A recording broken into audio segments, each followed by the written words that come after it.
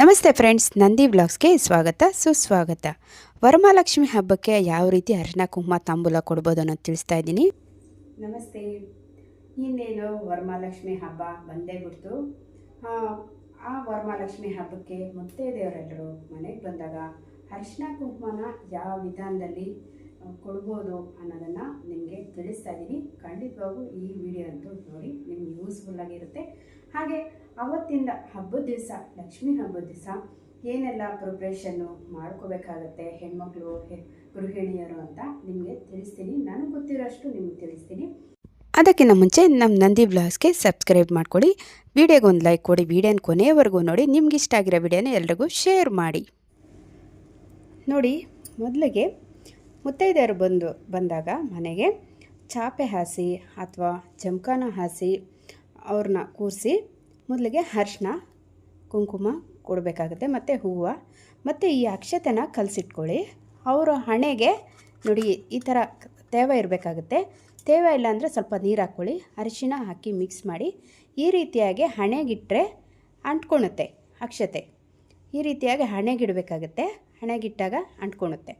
ಈ ರೀತಿಯಾಗಿ ಇಡಿ. ತುಂಬ ಅದು ಸಾಂಪ್ರದಾಯಿಕ ಅಕ್ಷತೆ. ಹಣೆಗೆ ಅಕ್ಷತೆ ಇಡೋದು ಕೂಡ ಒಂದು ಸಾಂಪ್ರದಾಯಿಕ ಪದ್ಧತಿಯಾಗಿರುತ್ತೆ. ಆದ್ದರಿಂದ ಇದು ತಪ್ಪದೆ ಮಾಡಿ, ತುಂಬ ಒಳ್ಳೆಯದು. ಹಾಗಾಗಿ ನಾನು ಹೇಳ್ತಾ ಇದ್ದೀನಿ, ನಾನು ಸಹ ಇದೇ ಮಾಡ್ತೀನಿ. ಹಾಗೆ ಅರಿಶಿನ ಕುಂಕುಮ ಎಲ್ಲ ಕೊಟ್ಟ ನಂತರ ಯಾವ ರೀತಿ ತಾಂಬೂಲ ಕೊಡಬೇಕು ಅಂತ ತಿಳಿಸ್ತೀನಿ. ನೋಡಿ, ಅರಿಶಿನ ಕುಂಕುಮಕ್ಕೆ ಕಂಪಲ್ಸರಿ 2 ವೀಳ್ಯದೆಲೆ ಕೊಡಲೇಬೇಕು. ಒಂದು ಕೊಡಬೇಡಿ, ದಯವಿಟ್ಟು ಯಾರೂ ಅಷ್ಟೇ ಒಂದು ಕೊಡಬೇಡಿ. ಮತ್ತು ಬಟ್ಲಡಿಕೆ ಇಟ್ಟರೆ ತುಂಬ ಶ್ರೇಷ್ಠ. 2 ಅಡಿಕೆ ಇಡಿ, ಇಲ್ಲಾಂದರೆ 4 ಇಡ್ಬೋದು. ಮಾಮೂಲಿ ಅಡಿಕೆ ಆದರೆ 4 ಅಡಿಕೆ ಇಡಬೇಕಾಗತ್ತೆ.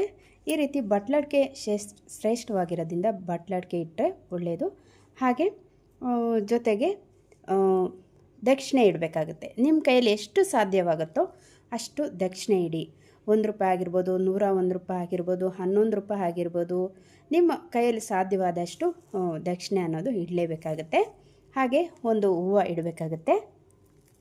ಮತ್ತು ಈ ಥರ ಅರಿಶಿನ ಕುಂಕುಮದ ಪ್ಯಾಕೆಟ್ ಬರುತ್ತೆ, ನಿಮ್ಮ ಹತ್ರ ಇದ್ದರೆ ಇಡಿ, ಇಲ್ಲ ಅಂದರೆ ಬೇಡ, ಏನು ತೊಂದರೆ ಇಲ್ಲ, ನಾನು ಇಡ್ತೀನಿ.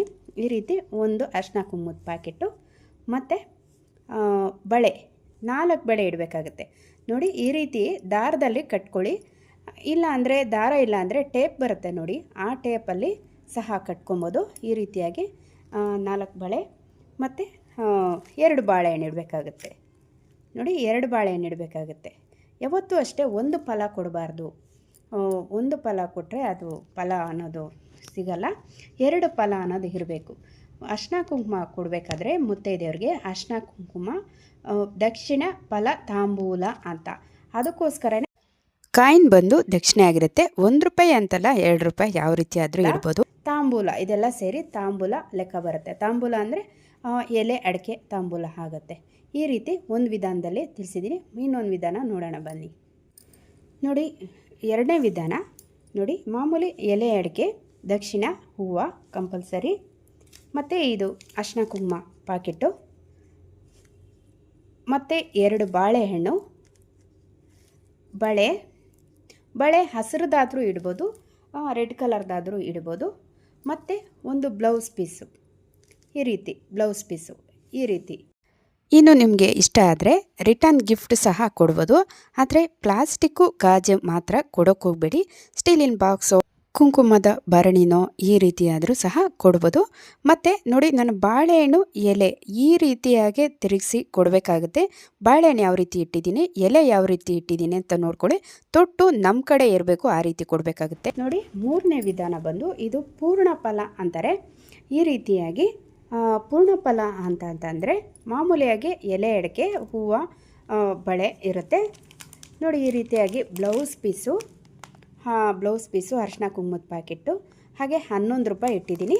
ಮತ್ತು ಫಲ ಅಂದರೆ ತೆಂಗಿನಕಾಯಿ ಇಡೋದು ತುಂಬಾ ಒಳ್ಳೆಯದು, ಶ್ರೇಷ್ಠ ಅರಿಶಿನ ಕುಂಕುಮಕ್ಕೆ. ಮುತ್ತೈದೆಯವ್ರಿಗೆ ಯಾರಿಗೆ ಅನುಕೂಲ ಇರುತ್ತೆ ಅವರು ಈ ರೀತಿಯಾಗಿ ಕೊಟ್ಟರೆ ಪೂರ್ಣ ಫಲ ಅಂತ ಆಗುತ್ತೆ. ಬಾಗಿನ ಕೊಟ್ಟಷ್ಟೇ ನಿಮಗೆ ಫಲ ಅನ್ನೋದು ಸಿಗುತ್ತೆ. ಅನುಕೂಲ ಇರೋರು ಈ ರೀತಿ ಪೂರ್ಣ ಫಲ ಅನ್ನೋದು ಕೊಡ್ಬೋದು. ಜೊತೆಗೆ ನಿಮಗೆ ಇನ್ನೂ ಇಷ್ಟ ಇದ್ದರೆ ಇದ್ರ ಜೊತೆಗೆ 2 ಬಾಳೆಹಣ್ಣು ಸಹ ಇಟ್ಟು ಕೊಡ್ಬೋದು. ಹಾಗೆ 4ನೇ ವಿಧಾನ ತಿಳಿಸ್ತೀನಿ ಬನ್ನಿ. ನೋಡಿ, 4ನೇ ವಿಧಾನ ಬಂದು ಈ ರೀತಿ ನಮಗೆ ಹಬ್ಬದ ಟೈಮಲ್ಲಿ ಎಲ್ಲ ಪ್ರತಿಯೊಂದು ವಸ್ತುನೂ ಸಹ ತುಂಬಾ ಕಾಸ್ಟ್ಲಿ ಇರುತ್ತೆ. ಬಾಳೆಹಣ್ಣಿಂದ ಹಿಡ್ಕೊಂಡು ಹೂವಿಂದ ಹಿಡ್ಕೊಂಡು ಎಲ್ಲ ಕಾಸ್ಟ್ಲಿ ಇರುತ್ತೆ. ಹಾಗಾಗಿ ನಮಗೆ ಸಾಧ್ಯವಾಗಲ್ಲಪ್ಪ ಅಷ್ಟೊಂದು ಅನ್ನೋರು ಒಂದು ಫಲ ಇಡಬಾರ್ದಲ್ವ. ಹಾಗಾಗಿ ನೋಡಿ, ಒಂದು ಬಾಳೆಹಣ್ಣಿಟ್ಟು ಈ ರೀತಿಯಾಗಿ ಒಂದು ನೋಡಿ, ಇದು ಎಳ್ಚೆ ಹಣ್ಣು ಅಂತಾರೆ, ದೊಡ್ಡದು ಎಳ್ಚೆ ಹಣ್ಣು ಅಂತಾರೆ ಅದು, ಅಥವಾ ಇದಾದರೂ ಇಡ್ಬೋದು. ಅಥವಾ ನೋಡಿ ಈ ರೀತಿ ದ್ರಾಕ್ಷಿ ಹಣ್ಣೆ ಬರುತ್ತೆ ನೋಡಿ, ದ್ರಾಕ್ಷಿ ಹಣ್ಣು ಯಾವುದಾದ್ರೂ ಆಗಲಿ, ವೈಟ್ ದ್ರಾಕ್ಷಿ, ಬ್ಲ್ಯಾಕ್ ದ್ರಾಕ್ಷಿ, ಈ ರೀತಿ ಇಡ್ಬೋದು. ಅಥವಾ ಇನ್ನೂ ನಿಮಗೆ ಮನೇಲಿ ಏನಾದರೂ ಡ್ರೈ ಫ್ರೂಟ್ಸ್ ಇದ್ದರೆ ಒಣಖರ್ಜೂರ ಅಥವಾ 2 ಒಣದ್ರಾಕ್ಷಿ ಈ ರೀತಿ ಸಹ ಇಟ್ಟು ಆರಾಮಾಗೆ ಕೊಡ್ಬೋದು, ತೊಂದರೆ ಏನಿಲ್ಲ. ನೋಡಿ, 5ನೇ ವಿಧಾನ ಮಾಮೂಲಿ ದಕ್ಷಿಣೆ ಅಂತೂ ಕಂಪಲ್ಸರಿ ಇಡಿ. ನಿಮ್ಗೆ ತುಂಬಾ ಒಳ್ಳೆಯದು ದಕ್ಷಿಣೆ ಇಟ್ಟರೆ ಅಂತೂ.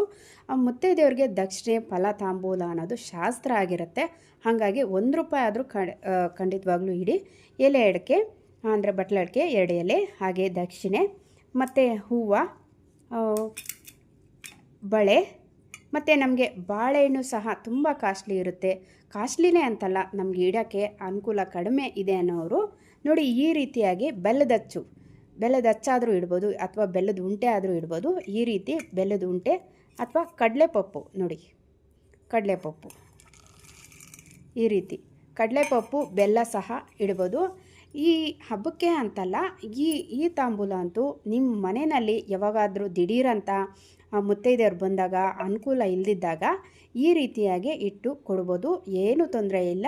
ಬೆಲ್ಲ ಅನ್ನೋದು ಸಿಹಿ ಆಗುತ್ತೆ, ಕಡಲೆಪಪ್ಪು ಅನ್ನೋದು ಮಡ್ಲಕ್ಕಿಗೆ ಸಮಾನ, ಬೆಲ್ಲನೂ ಕಡಲೆಪಪ್ಪು. ಹಾಗಾಗಿ ಈ ಬೆಲ್ಲ ಮತ್ತು ಕಡಲೆಪಪ್ಪು ಇಟ್ಟು ಸಹ ಈ ರೀತಿಯಾಗಿ ಸಹ ಕೊಡ್ಬೋದು. ನಿಮಗೆ ತುಂಬ ಅನುಕೂಲ ಕಡಿಮೆ ಇದೆ ಅನ್ನೋರು ಸಹ ಈ ರೀತಿಯಾಗಿ ಕೊಡ್ಬೋದು. ಅರಿಶಿನ ಕುಂಕುಮ ಅನ್ನೋದು ಅನುಕೂಲ ಅನಾನುಕೂಲ ಬಗ್ಗೆನೇ ಅಲ್ಲ, ಅವರವರು ವಿಧಾನಕ್ಕೆ ತಕ್ಕಂಗೆ ಇರುತ್ತೆ. ಅವರವ್ರ ಅನುಕೂಲಕ್ಕೆ ತಕ್ಕಂಗೆ ಎಲ್ಲರೂ ಅವತ್ತಿನ ದಿವಸ ಮುತ್ತೈದೆಯವ್ರಿಗೆ ಬಂದವ್ರಿಗೆ ಹಾಗೆ ಕಳಿಸ್ತೀರ. ಈ ರೀತಿಯಾಗಿ ಅರಿಶಿನ ಕುಂಕುಮ ತಾಂಬೂಲ ಕೊಡಿ ಅಂತ ನಾನು ಹೇಳೋಕ್ಕೆ ಇಷ್ಟಪಡ್ತೀನಿ. ನೋಡಿ, ಅವತ್ತು ತಲೆಗೆ ಸ್ನಾನ ಮಾಡೇ ಮಾಡ್ತೀರಾ ಖಂಡಿತವಾಗಿ. ಹಬ್ಬದ ದಿವಸ ಮಾಡೋ ಸಮಯದಲ್ಲಿ ನೀವು ಅರಿಶಿನ ಹಚ್ಚಿ, ಕೈಗೆ ಕಾಲಿಗೆ ಅರಿಶಿನ ಹಚ್ಚಿ ಸ್ನಾನ ಮಾಡ್ಕೊಳ್ಳಿ ಮುತ್ತೈದೆಯವರು ಖಂಡಿತ. ಮತ್ತು ಅವತ್ತು ಗಾಜಿನ ಬಳೆಗಳನ್ನೇ ಧರಿಸಿ, ಒಂದು 4 ಬಳೆ ಆದರೂ ಧರಿಸಿ, ಖಂಡಿತ ಗಾಜಿನ ಬಳೆ ಅನ್ನೋದೇ ಧರಿಸ್ಬೇಕಾಗತ್ತೆ. ನೋಡಿ, ಇಲ್ಲ ಅಂದರೆ ಈ ರೀತಿ ಇದು ಗಾಜಿಂದೇ ಬಳೆ ಆಗಿರುತ್ತೆ. ನೋಡಿ, ಇದು ಗಾಜಿಂದೇ ಬಳೆ, ಅದು ನೋಡೋಕ್ಕೆ ನಿಮಗೆ ಮೆಟಲ್ ಅನಿಸ್ತಾ ಇದೆ, ಅದು ಗಾಜಿಂದೇ. ಅದ್ರ ಜೊತೆಗೆ ಒಂದು 2 ಬಳೆ ಆದರೂ, ಮಾಮೂಲಿ ಈ ಥರ ಬಳೆ ಇದೆ ಗ್ರೀನ್ ಇದೆಯಲ್ವ, ಆ ರೀತಿದು 2 ಬಳೆ ಆದರೂ ಸೇರಿಸ್ಕೊಳ್ಳಿ. ಈ ರೀತಿ ಒಂದೊಂದು ಬಳೆ ಹಾಕೋಬೇಡಿ. ತಲೆಯಲ್ಲಿ ಹೂವು ಇಲ್ದಿರ ಮಾತ್ರ ಇರಬೇಡಿ. ಲಕ್ಷ್ಮಿ ಅಂತೂ ಖಂಡಿತ ಮೆಚ್ಚಲ್ಲ. ಇದು ರೇಟು ಜಾಸ್ತಿ ಅಪ್ಪ ಹೂವು, ಎಲ್ಲ ಲಕ್ಷ್ಮೀ ದೇವಿಗೆ ಹಾಕೋಣ, ನಾನು ಮುಟ್ಕೊಳೋದು ಬೇಡ, ನಮ್ಮ ಲಕ್ಷ್ಮಿ, ನಮ್ಮ ಮನೆ ಲಕ್ಷ್ಮಿ ಚೆನ್ನಾಗಿರಬೇಕು, ಚೆನ್ನಾಗಿ ಕಾಣಬೇಕು ಎಲ್ರಿಗೂ ಅನ್ನೋದು ಪ್ರತಿಯೊಬ್ಬರಿಗೂ ಆಸೆ ಇರುತ್ತೆ. ಹಾಗಾಗಿ ನೀವು ಹಾಗೆ ತಲೆಯಲ್ಲಿದ್ದರೆ ಲಕ್ಷ್ಮಿ ಅನ್ನೋದು ಮೆಚ್ಚಲ್ಲ ಖಂಡಿತವಾಗ್ಲೂ. ನೀವು ದೇವ್ರಿಗೆ 1 ಮೊಳ ಹಾಕಿದ್ರೆ ನೀವು ಒಂದು 1/4 ಮೊಳ ಆದ್ರೂ ಮುಟ್ಕೊಳ್ಳಿ. ಅಥವಾ ರೋಸು ಈ ಥರ ಇರುತ್ತಲ್ವ, ಶಾಮಂತಿ ಹೂವು, ಈ ಥರದ್ರೆಲ್ಲ ಕಟ್ಟಿ ಆದ್ರೂ ಇಟ್ಕೊಳ್ಳಿ. ಇಲ್ಲಾಂದರೆ ತಲೆಯಲ್ಲಿ ಬರೀ ತಲೆಯಲ್ಲಿ ಇಡಬೇಡಿ. ಬಳೆ, ಅರಿಶಿನ, ಕುಂಕುಮ ಮುತ್ತೈದೆಯವ್ರಿಗೆ ಶ್ರೇಯಸ್ಸು. ನೀವು ಈ ಥರ ರೀತಿಯಲ್ಲಿ ಮುತ್ತೈದೆಯವ್ರಿಗೆ ಕುಂಕುಮ ಕೊಟ್ಟರೆ ಆ ತಾಯಿ ಸಾಕ್ಷಾತ್ ಮಹಾಲಕ್ಷ್ಮಿನೇ ಬಂದು ಕುಂಕುಮ ತೊಗೊಳ್ತಾಳೆ ನಿಮ್ಮ ಮನೆಗೆ ಬಂದು. ಖಂಡಿತವಾಗ್ಲೂ ಈ ಮಾತಂತೂ ಸತ್ಯ.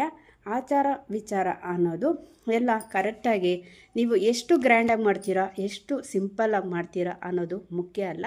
ನೀವು ಅದನ್ನು ಪೂರ್ತಿಯಾಗಿ ಫಾಲೋ ಮಾಡಿ ಆ ತಾಯಿ ಮಹಾಲಕ್ಷ್ಮಿ ಅನ್ನೋದು ಎಲ್ರಿಗೂ ಖಂಡಿತವಾಗ್ಲೂ ಒಲಿತಾಳೆ.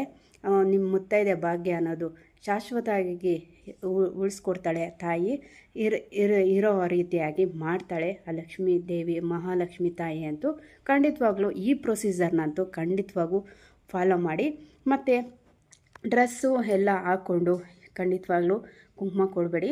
ನನಗೆ ತಿಳಿದಿರೋ ಮಟ್ಟಿಗೆ ನಾನು ಹೇಳ್ತಾ ಇದ್ದೀನಿ, ಹೊಸ ಸೀರೆನೇ ಅಂತಲ್ಲ, ಯಾವುದಾದ್ರೂ ಆಗಲಿ ಮಾಮೂಲಿ ಮಡಿಯಿಂದ ಇರೋ ಬಟ್ಟೆ ಸೀರೆ ಧರಿಸಿ ಈ ರೀತಿಯಾಗಿ ಅರಿಶಿನ ಕುಂಕುಮ ಬಳೆ ಸಮೇತ ಮುತ್ತೈದೆಯವ್ರಿಗೆ ಕುಂಕುಮ ಕೊಡಿ. ನಿಮಗೆ ಎಲ್ಲ ಕಡೆಯಿಂದನೂ ಆ ತಾಯಿ ಒಳ್ಳೇದು ಮಾಡ್ತಾಳೆ, ಮಹಾಲಕ್ಷ್ಮಿ ತಾಯಿ ಎಲ್ಲರಿಗೂ ಒಳ್ಳೇದು ಮಾಡಲಿ. ಹಾಗೆ ನಿಮ್ಮ ದಯೆ, ಹಾಗೆ ತಾಯಿ ಮಹಾಲಕ್ಷ್ಮಿ ದಯೆ ನಮ್ಮೇಲೂ ಇರಲಿ ಅಂತ ನೀವು ಸಹ ಕೇಳ್ಕೊಳ್ಳಿ ಖಂಡಿತವಾಗ್ಲೂ.